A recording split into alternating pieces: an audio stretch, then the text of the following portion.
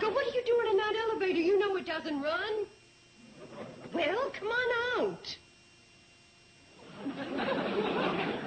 Hold it, Kate. No fraternizing with a prisoner. No what with who? That man's a convicted sneak thief, remanded to our custody by the Justice of the Peace of Hooterville. Here's your bread and water, jailbird. Hold it, but what is this nonsense and whose idea is it? And never mind the last part, I can guess whose idea it is. You'll whistle a different tune when you get the picture. I snagged the plum job of keeping the criminal here, for which the county pays us a cool $4 a day. How's that for turning a profit? The only thing you're turning is the shady rest into the big house. Now you're getting the idea. The elevator here's a cell block. If we don't watch out, the broom closet is solitary. Eustace, get out of there. Go on, open it up. I never thought I'd see Kate Bradley shirking her civic duty. Turning a vicious criminal loose on innocent citizenry. Eustace Pockley's not a vicious criminal, and you know it. And why can't he go to the jail in Pixley? It's closed. Sheriff Crandall's on his vacation. That's why I was able to persuade Sam Drucker to remand the prisoner to our custody. You're in love with that phrase, aren't you? Well, what I'm in love with is the loot it's bringing in. Think of it, Kate. $4 a day. He's in for 5 days. That's $16. At least. But he cannot stay here in the hotel with our guests. I don't mind. I like people. Well, that wasn't quite what I was worrying about, Eustace. Well, if he has to stay here, let's put him in a room. I'll get the key to number 7. Kate, you don't understand the criminal mind. It's one thing with the guests taking towels, but Eustace will steal the keyholes out of the doors. Eustace, you wouldn't... Eustace, you wouldn't do that, would you? Heavens, no. You have my word as a kleptomaniac. You see, Kate, he even admits what he is. Yeah, I see. Lock him up, Uncle Joe. Now you're talking. All right, you. Get in. If you're thinking of anything funny, forget it. Compared to me, Sheriff Crandall is about as tough as Loretta Young. Do you get the picture? Yes, Loretta. Oh, you'll sing a different song. You just wait until I'm...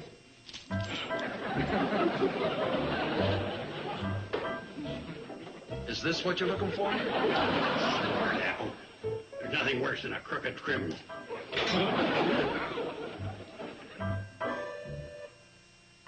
Kate, you're going against the book. Prisoners are supposed to have nothing but bread and water. Oh, Uncle Joe, that went out with Paul Muni. And what are those? Security measures for transporting a criminal from one place to another. Take your hat off.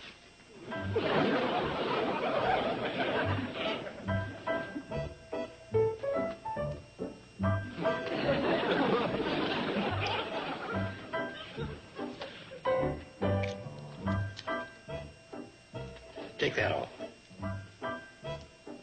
I tell you, Kate, Eustace shouldn't be at the table with the rest of us. If this gets around, we'll be getting the overflow from Leavenworth. Take them off. Hi, everybody. Good evening. Hello, girls. Where's Betty Jo? Oh, she'll be down in a minute. Let me help you. Oh, thank you. Thank you. You're welcome. Like I said, Kate, what kind of an example is Eustace for your daughters? I think he's a fine example. But if you object to the company, you could take your plate and eat in the elevator. Help yourself, Eustace. Thank you. Oh, here's some peas, Eustace. Have some mashed potatoes. Thank you, girls. Kate, you're upsetting the whole penal code, wasting this expensive food on a vicious, desperate criminal. Uncle Joe, Eustace is bringing in $4 a day. Gee, this is wonderful food. Thank you, Eustace. Do you think we can get Sam Drucker to stretch my sentence to 10 days?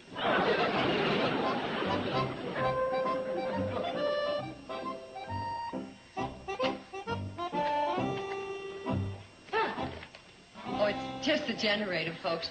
I'll have it fixed in a minute. No, it ain't, Kate. 9 o'clock, lights out. What do you mean, lights out? That's the way it is in the big house. 9 o'clock, the lights go out. All right, everybody, up to your rooms. Just a minute, folks. Uncle Joe, put the lights back on. Kate, you're interfering with the due process. If Eustace was in the Pixley jail right now, he'd be in pitch dark. The Pixley jail doesn't have to worry about guests. Put the lights back on. Sorry about this, folks. Well, they said this was a rather unusual hotel. Come, Stanley. We were about to go to our room anyway. We were? Yes, we were. Hello, Mrs. Benson. Mr. Benson? I thought you girls were studying. We were, but we got a lucky break. The lights went out. Here's an extra pillow for you, Oh, Eustace. no, you don't.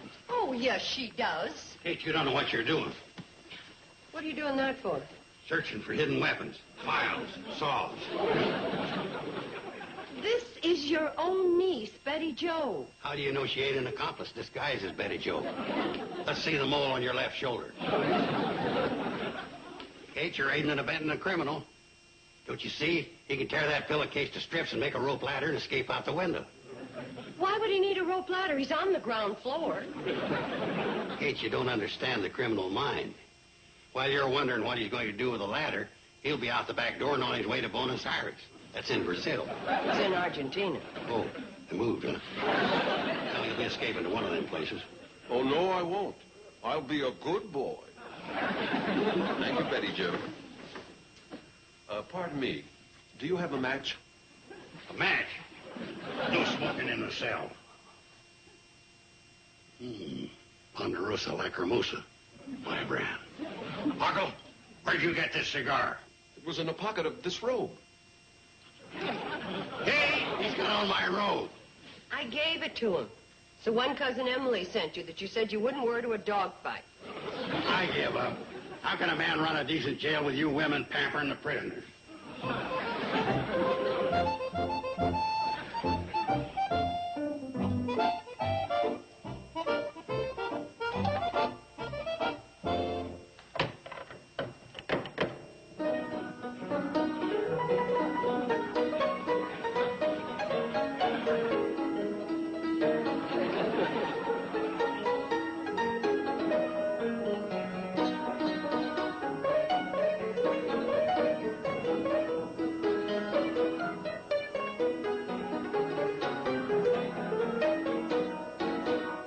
Give us a dance, Eustace. Yeah.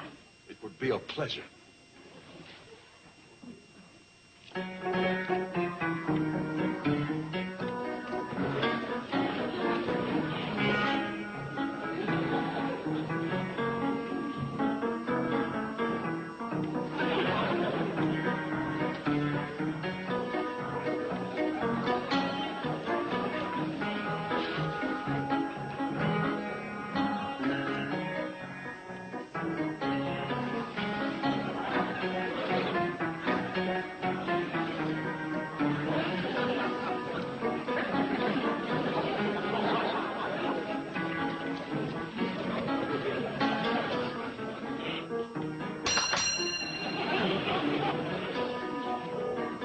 Stop it!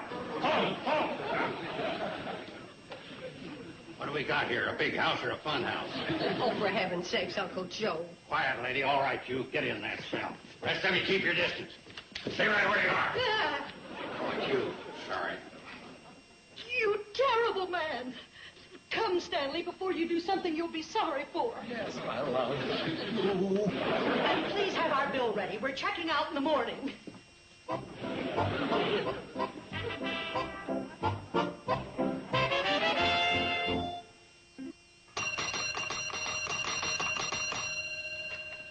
Please, we would like our bill. Mrs. Benson, surely you're not serious about checking out. You had a reservation for a whole week. When we made our reservations, we were under the impression this was a family hotel, not a headquarters for the mafia. Oh, you don't have to worry about Eustace. That's right, lady. You hear that, Eustace? You're harmless. And don't you forget it. It may be all right for you people, but I have certain valuables that are irreplaceable. Oh, well, if that's what's worrying you, we can keep your trinkets in our burglar-proof, rust-resistant safe. Yes. You can put all your valuables in the, my, that's an unusual pin. Oh, thank you. Isn't it stunning? I picked it out myself for Stanley to give to me. Yes, lovely. Now, if you put your jewelry in here, you won't have a worry in the world because this safe is as sturdy as the Rock of Gibraltar.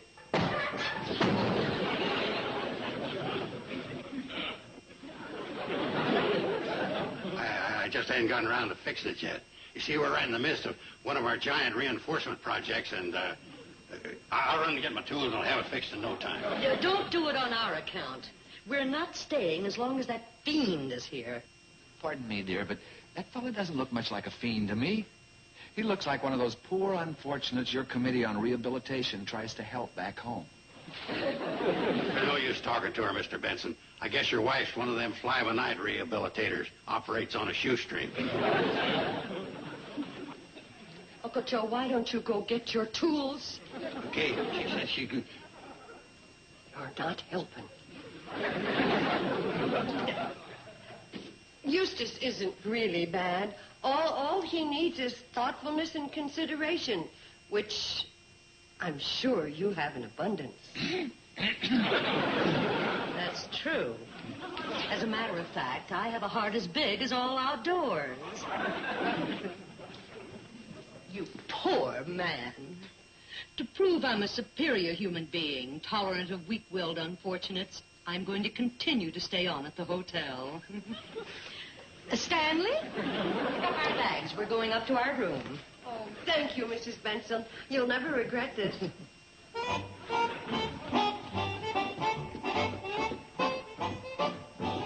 Now, Eustace, let this be a lesson to you. The next time you get an urge to take something that doesn't belong to you, remember Mrs. Benson and her faith in you. Gee, maybe I ought to give her back her pin. Oh, no. Eustace, how could you? Well, you said you liked it. I like a lot of things. Well, if you make up a list, I'll see that you get them. Eustace, I know you mean well, but when Mrs. Benson finds out that her pin is missing, she's going to make trouble for the hotel. Gosh, I never thought of it that way. But it's no problem. I'll sneak her back to her room before she realizes it's missing. I'm pretty good. With them in the room, you're not that good. If you can get them out of the hotel, I'll zip upstairs and be back in my cell in a minute. Here's your key. Yoo-hoo, Mr. and Mrs. Benson, we need you. It's time for our regular physical activity period, so let's limber up the old reflexes by trotting down the stairs. Cadence, count. Up, 2, 3, 4. Up, 2, 3, 4, 5.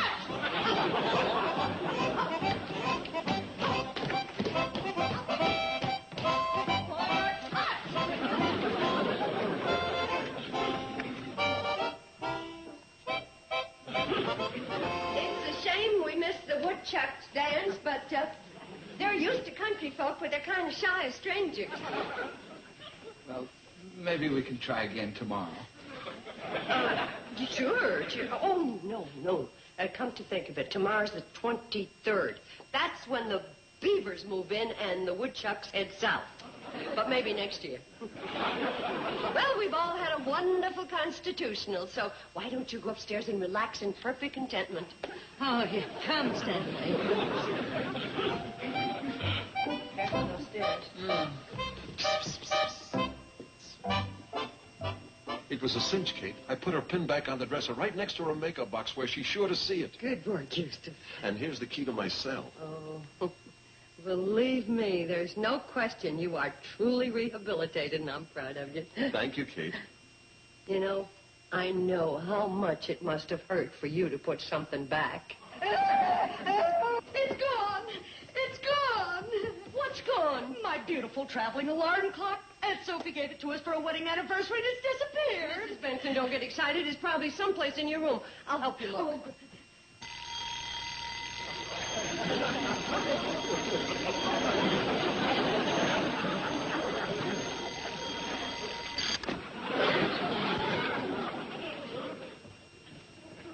Eustace?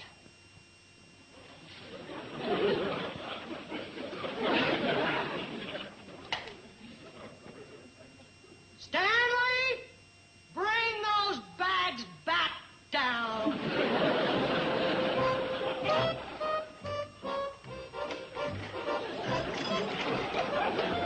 You asked for this. Ordinarily, I run a minimum security prison here, but you proved you couldn't be trusted. I was a bad boy. Yeah, but you ain't going to get a chance to be a bad boy anymore. These babies will slow you up for good. How do they feel? All right, I guess. Not too good for dancing. You can count your blessings I didn't put you in solitary. Get in there.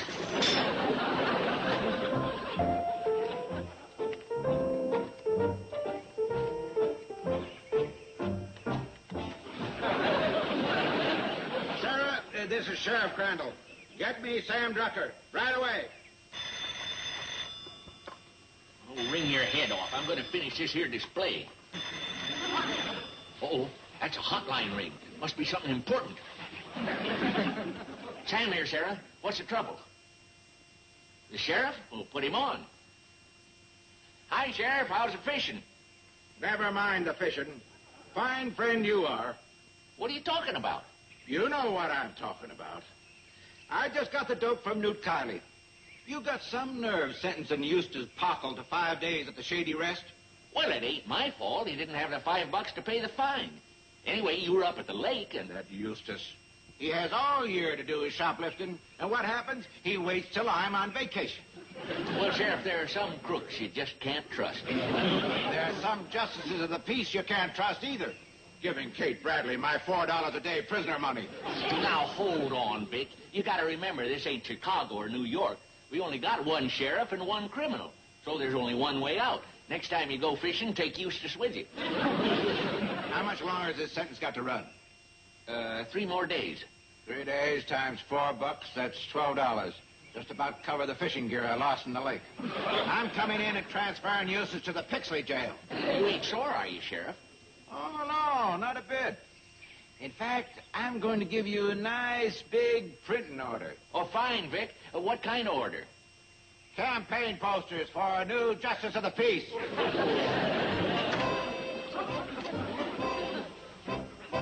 Oh, he wouldn't do that.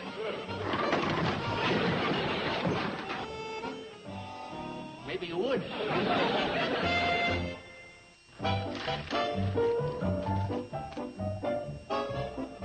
Uncle Joe! Girls! Our prisoner busted loose! He's gone! He picked the lock! What about them leg irons? Sorry, they didn't fit. You're lucky he didn't take the elevator with him. No, let's not panic. Eustace may be tricky, but he forgot one thing. He still has Joe Carson to deal with. I've got a shotgun head the posse. Your shotgun? Why, you act like Eustace was a vicious criminal. He escaped, didn't he? Gotta take immediate action. Oh, my gosh. Shotgun's missing. Well, Eustace must have taken it with him. Oh, my gosh. That means he's an armed man. Look, what's the rush? Sheriff Crandall will be back in a couple of days, and let's just stay out of it. Well, what do you know? Instant chicken. How can we stay out of it? We let the prisoner escape. If we don't find him before the sheriff gets back, we're all in trouble.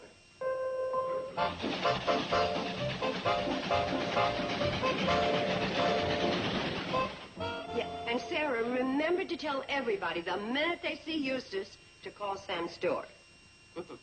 Bye. There, that ought to do it. No, it won't, Kate. The sheriff's due back in 3 hours, and that tricky Eustace, he could be hiding in some meadow or the woods or Scoville Swamp, any place. Uncle Joe thought of that. Steve Elliott is up in his crop dusting plane right now searching the valley.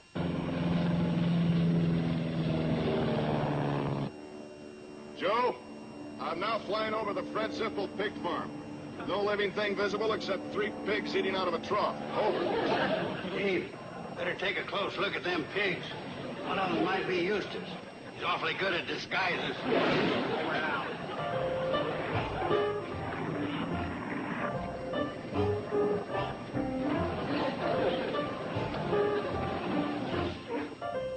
Somebody ought to be calling in. Take it easy, Sam. Well, it's been over an hour, and we haven't heard a word. Hello? Who's this? It's Agnes Bunker. Hello, Agnes. Where'd you see him? Well, Eustace Pockle, of course. Well, if you didn't see him, what are you phoning in for? Agnes Bunker, ain't you got no more sense than to order chicken livers at a time like this? Well, for all I care, Mrs. Bunker, you can... Agnes, this is Kate Bradley. Could you call back later, dear? Uh-huh. Right now, Sam's chicken livers are in an uproar. Control handcar to pilot. Control handcar to pilot. Give me your 204. I'll be glad to. But what is a 204? That's code for what do you see down there? Oh, sure. I see a 308. What's a 308? That's code for nothing. Joe, I'm coming in. I've already crisscrossed this entire valley. There's no sign of Eustace. And I'm out of fuel. That's no reason to come down. Now listen, here's your new search pattern. Steve? Are you listening? Hey! Yeah? Uh-huh. Okay. Oh, that was Joe. Steve combed the whole valley and didn't see a trace of Eustace. Well, there's only one thing for me to do. I'll go over to the sheriff's office, wait for him, and tell him the truth. Well, I'd close up the store and go with you, except for one thing. What's that? I don't want to get killed. It's my responsibility. He escaped while he was in my custody. Kate. Hmm? You've been a real good friend. Been?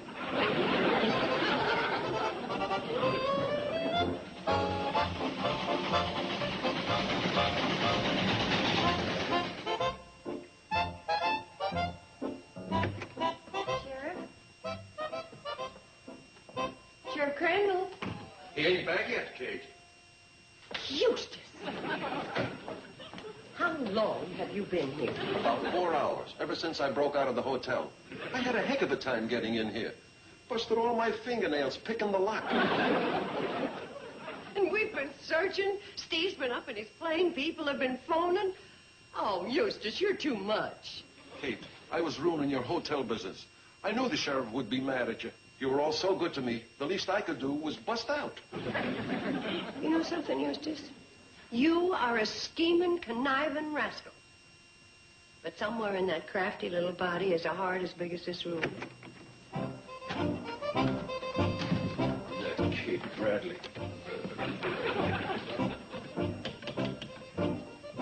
Sarah, get me Kate Bradley. Oh, yes, I forgot she doesn't have a phone. Hi, Sheriff. Hi, Kate. Sarah, if she doesn't have a phone, how come I'm talking? There you are. Well, you've ruined my fishing trip.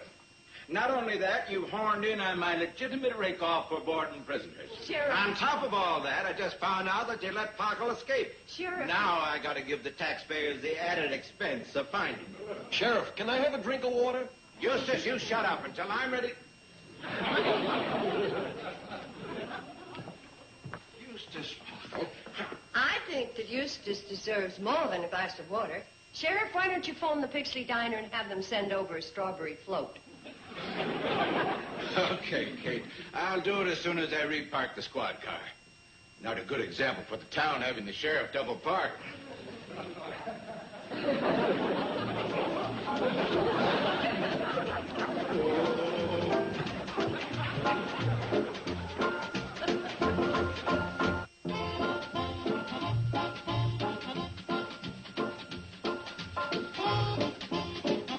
Now, stay tuned for the Ed Sullivan Show, next on TV Land.